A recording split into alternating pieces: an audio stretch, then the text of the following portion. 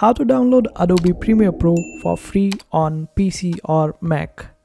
Hello everyone, welcome to our channel. Let's see how we can do it. For this, just simply open up any browser of your choice, then search for Adobe Suite and then open it up.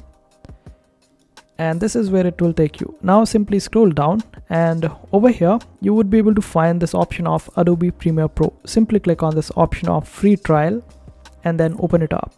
Wait for it to load, and now over here you can get it for 14 days free. After that you can cancel your plan and get the refund. And in case if you're wondering why all the videos related to Adobe Premiere Pro and getting them for free are similar, because YouTube has a policy of deleting the videos that show you how to get it for free, and it is also illegal. So this is the most legal way that you can get it for free.